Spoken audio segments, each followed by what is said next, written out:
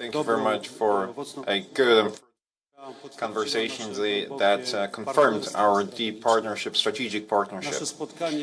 Our meeting is of special importance and power, especially now in times of security crisis due to the actions of Russia. I appreciate highly the presence of US forces in Poland. The support of the United States in those difficult times is a sign of responsibility and an ironclad engagement in the security of Poland and Europe. The Polish armed forces first of all guards the security of our homeland, but at the same time the eastern flank of the North Atlantic Alliance and the European Union. Hence the support of the United States is for us very important and needed. Currently we are facing serious challenges. We are at the verge of the most dangerous conflict since World War II. Unity and cooperation as part of NATO is the best response to an aggressive action by Russia. Now, the imperialistic policy of the Russian Federation requires from us and all the allies complex activities and complex deterrence and defense. We have welcomed additional US troops in Poland that reinforce NATO's eastern flank. They're also in Poland. We have additional British soldiers as well. We give them support and we will cooperate with them as long as it is necessary. Mr. Secretary, thank you very much for the reinforced presence of US in Poland, and thank you for your declaration for further reinforcement through NATO and the United States if such a need arises. Together we are able to be efficient, effective and achieve more. We have a joint objective, being peace and security. Thank you, sir, personally also for the good news. Stronger together. Thank you. Thank you very much. And now Lloyd Austin. Well, good morning, everyone, and thank you for joining us. I'm glad to be here today with Defense Minister Błaszczak in Poland. And Poland is one of our most stalwart NATO allies. Mr. Minister, thank you for your gracious welcome and for the very productive conversation. I also look forward to meeting with President Duda and traveling to Powice Air Base to visit with U.S. and Polish military personnel later on today. Revolutionary War, when Polish heroes fought side by side with us to gain our freedom, Poland and the United States have developed a special bond in the defense of liberty.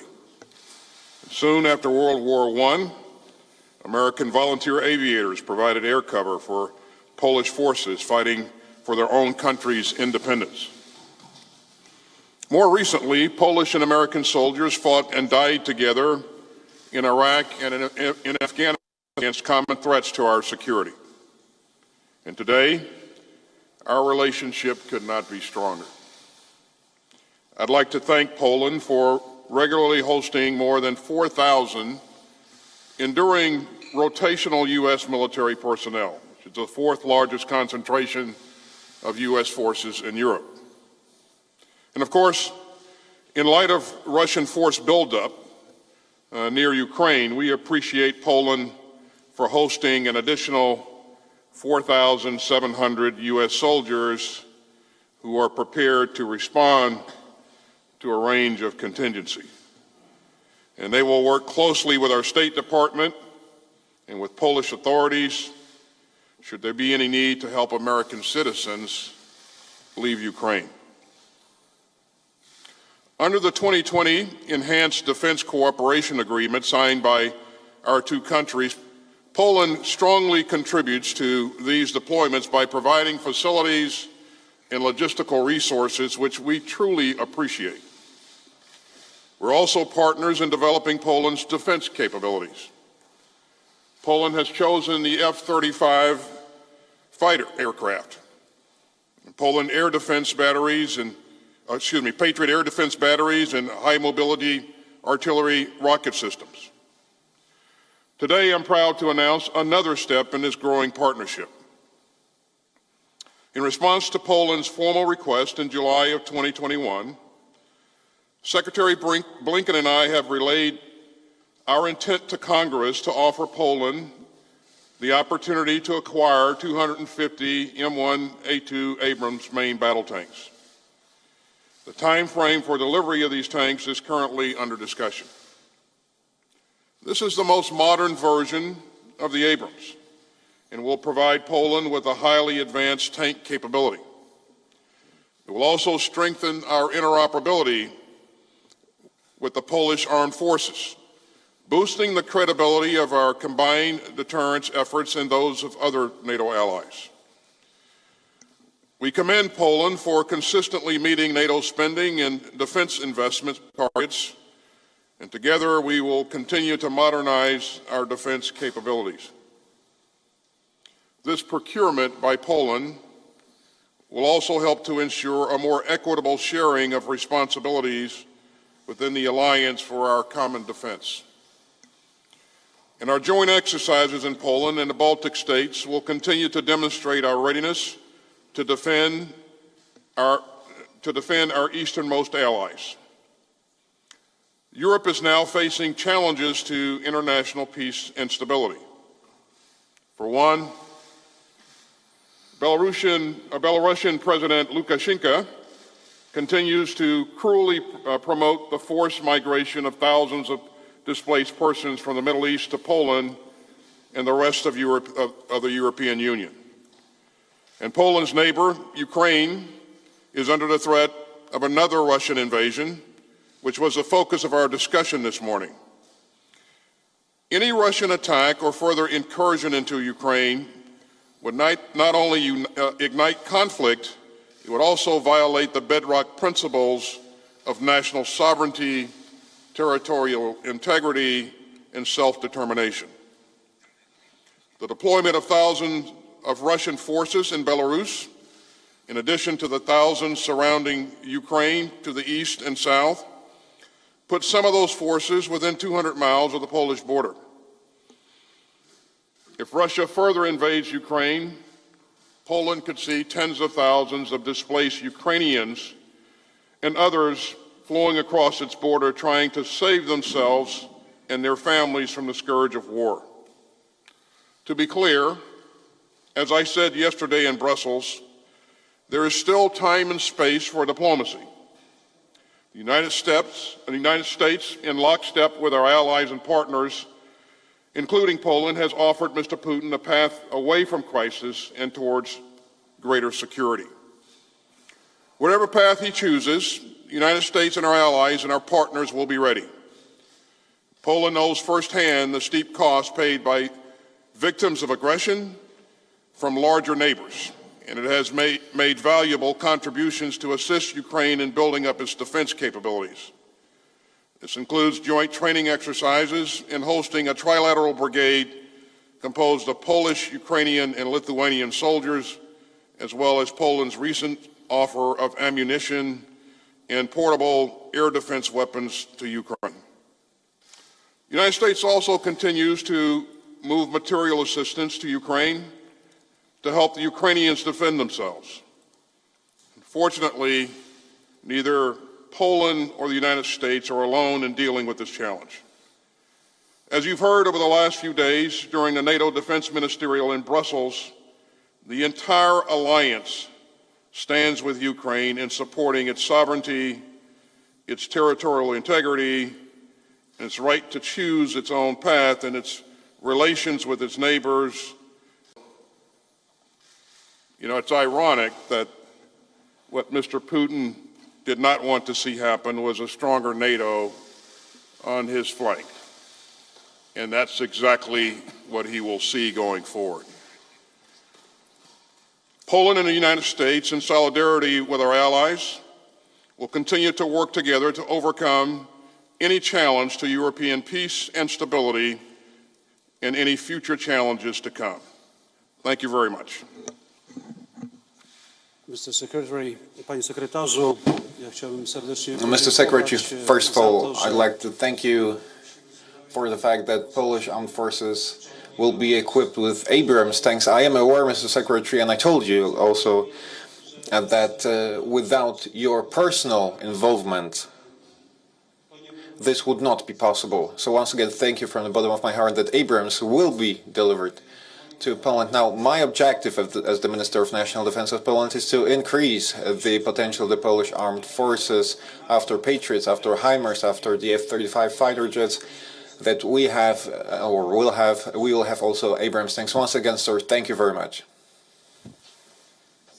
Thank you, gentlemen. And now let's move on to questions.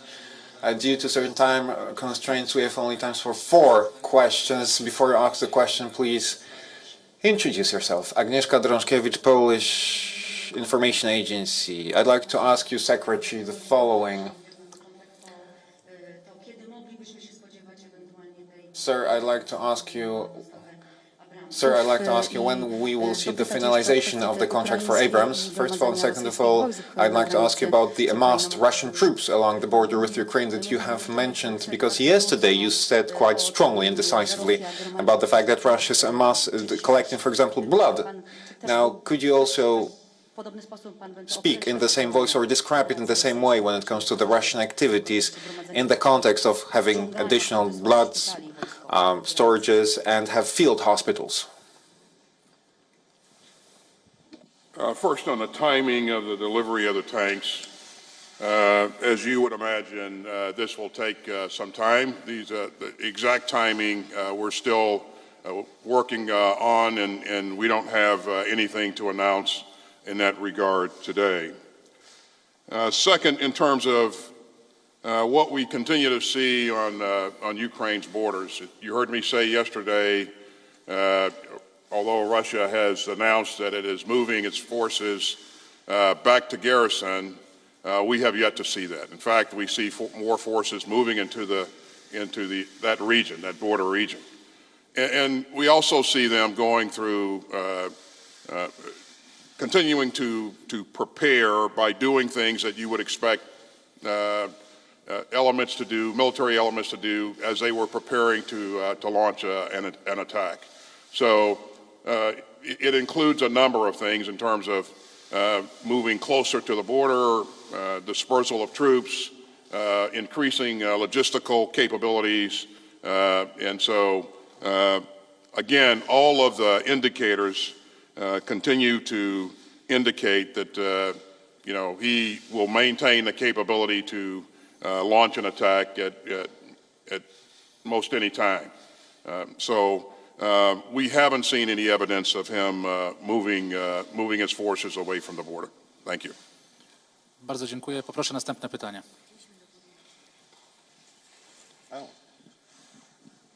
Hi, sir. Jim Garamone from DoD News. Mr. Minister, a question for you, and thank you for having this in such a beautiful place. 2 days ago, the Secretary General Stoltenberg said Russia has forced a new normal in Europe.